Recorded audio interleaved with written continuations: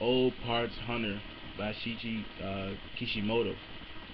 And I heard a lot about this manga, and I didn't really read it.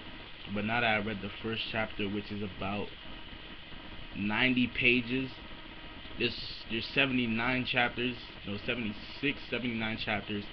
I believe it's a complete series. Yeah, it's completed. So 66 Satan, Old Parts Hunter is so far is looking great. I like the story. I like where they're going with it.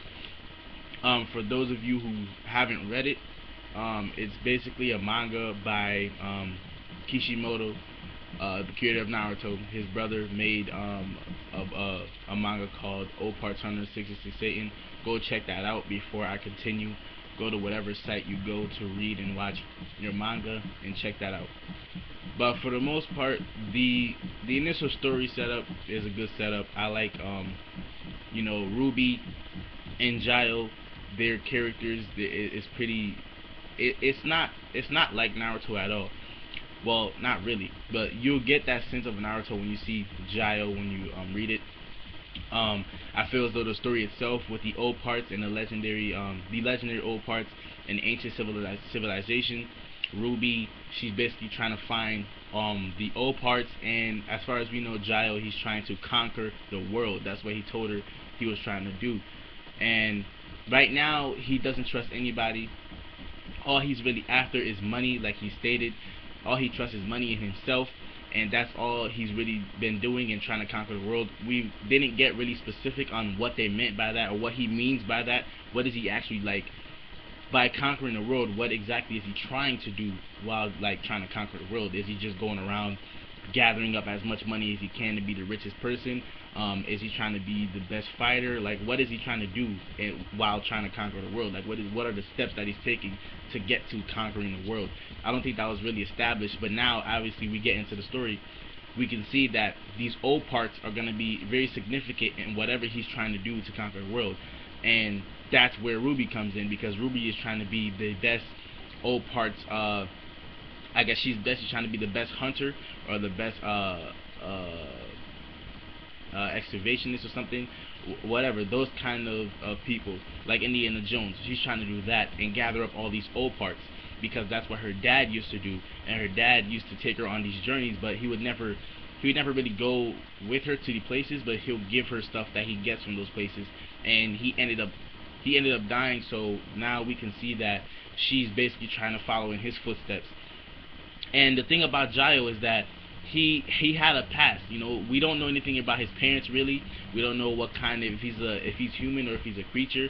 But all we know is that in his past there was a person named Jin, and Jin was basically his friend. And Jin turned on him because apparently Jin assumed that Gio killed his parents, and he asked him, "Oh, you did the same thing to my parents that you did to your parents. Is that why your parents are gone? Is that why they're not here? Is that why they're dead? You killed them." So I don't know if Gio really killed his parents, but that's what Jin is assuming. So Jin was his best friend, and his best friend turned on him and ended up beating him up and stuff like that, and said, "Oh, you killed my parents" and stuff. So that's what his past is, and now he's trying to conquer. And the first person we meet is a random guy who's working for somebody else, and he's trying to find Ruby, because Ruby apparently is like one of the only people who can read specific like hieroglyphs of old parts, to decipher them, to find out where certain things are. So that dude was looking for Ruby. They ended up capturing Ruby, and we can see that people with old parts, they get some kind of spiritual aura around them, and then they're able to use the old parts themselves. They're these tools, these ancient tools. And the people are called OPTS. OPTS are the people, or OPT are the people who are able to use the old parts. And when they get the old parts, there's like this aura, this spiritual aura around them, and then they're able to use it. So the first person we meet, the first bad guy we meet within the story, he has an old parts that's a gun, and the gun can shoot unlimited bullets. And how it does it is, the gun gets bullets from the vapors in the air, or the water vapors in the air. It turns the air itself into like moisture, into water, and those water are the bullets that he shoots out from his gun. And obviously these bullets are very strong, or these water bullets are very strong, because we seen the first dude that he attacked with it, he ended up suffocating and dying.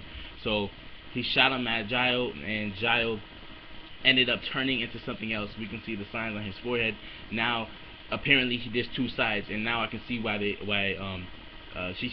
Kishimoto colored him half black, half white, and with the mixture. There's two different sides of him. The other side stated that his name was Lucifer and he's Satan, and we can see 666 is upon Giles' forehead. So there's two sides to him, and apparently when he goes out, he doesn't remember anything that happens, and I don't think he knows about his other side, and maybe that's the side that killed Jin's parents that Giles doesn't know about, because Giles didn't know what Jin was talking about. But apparently maybe Satan had taken over his body, the other half of him, and took out his Jin's parents. That could be where the story is heading.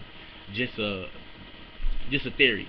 So that's pretty much it for this chapter. They ended up defeating the dude with the O parts, and so Jin has a different side of him, and I'm gonna let you guys, go watch it, go read it if you haven't read it before. But if you have, leave your comments down below on what you guys think about this manga, and please read it if you haven't read it.